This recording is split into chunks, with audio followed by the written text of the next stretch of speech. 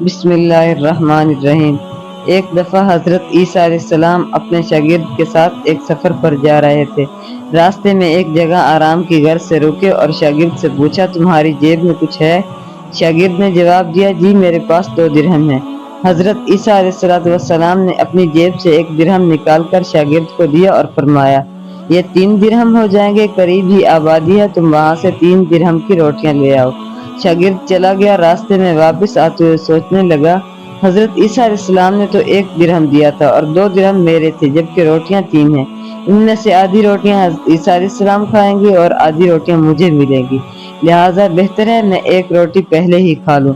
چنانچہ اس نے راستے میں ہی 1 روٹی کھا لی اور باقی 2 روٹیاں لے کر حضرت عیسیٰ علیہ السلام کے پاس پہنچا۔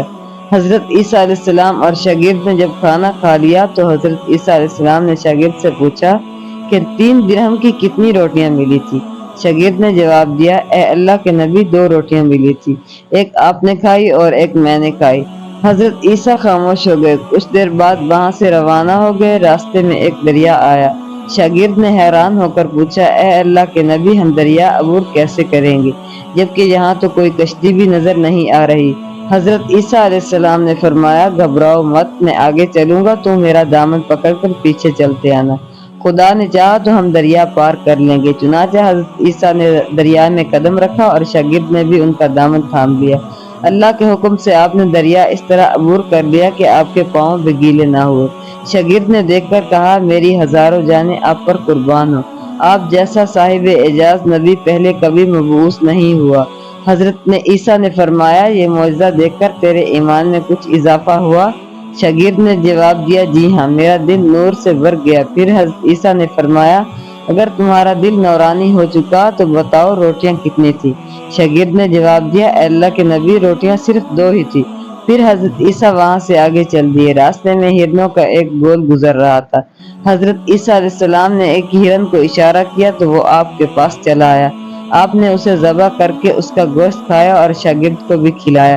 جب دونوں گوشت کھا چکے تو حضرت عیسیٰ نے اس کی کھال پر ٹھوکر مار کر کہا کہ اللہ کے حکم سے زندہ ہو جا۔ ہرن زندہ ہو گیا اور واپس دوسرے ہرنوں سے جا ملا۔ شاگرد یہ معجزہ دیکھ کر حیران ہو گیا اور کہنے لگا، اللہ کا شکر ہے جس نے مجھے آپ جیسا نبی اور استاد عطا فرمایا۔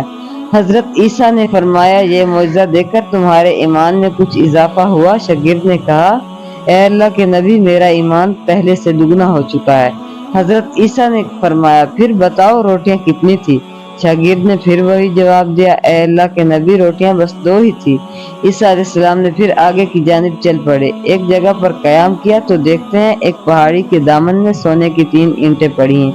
حضرت عیسیٰ نے فرمایا، 1 اینٹ میری ہے اور 1 اینٹ تمہاری، اور تیسری اینٹ اس آدمی کی ہے جس نے تیسری روٹی کھائی تھی۔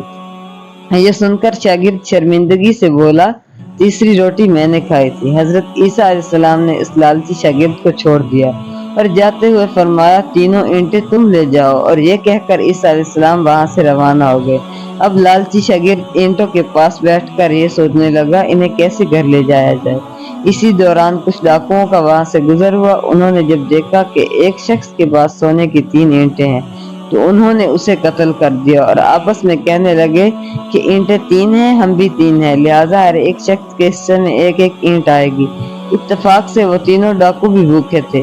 انہوں نے ایک ساتھی کو پیسے دے کر کہا کہ شہر قریب ہے، تم وہاں سے روٹیاں لے کر آؤ اور کھانا کھانے کے بعد ہم اپنا اپنا حصہ تقسیم کر لیں گے۔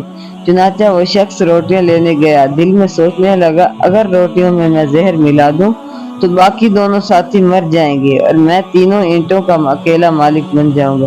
جبکہ دوسری طرف سے اس کے دونوں ساتھیوں نے آپس میں مشورہ کیا کہ اگر ہم اپنے ساتھی کو قتل کر دیں تو ہمارے حصے میں 1.5 اینٹ آئے گی۔ جب ان کا تیسرا ساتھی زہر آلود روٹیاں لے کر آیا تو انہوں نے منصوبے کے مطابق اس پر حملہ کر کے اس کو قتل کر دیا۔ قتل کرنے کے بعد انہوں نے خوشی میں سوچا کہ اب کھانا کھا لیں، ہمیں کھانا بھی زیادہ مل گیا اور سونا بھی۔ پھر جب انہوں نے روٹیاں کھائی تو وہ دونوں بھی زہر کی وجہ سے وہیں مر گئے۔ پھر جب واپسی پر حضرت عیسیٰ علیہ السلام اسی راستے سے گزرے تو دیکھا کہ اینٹیں ویسی کی ویسی رکھی ہیں، جبکہ پاس 4 لاشیں پڑی ہیں۔ آپ نے یہ دیکھ کر ٹھنڈی سانس بھری اور پھر فرمایا، دنیا اپنے چاہنے والوں کے ساتھ یہی سلوک کرتی ہے۔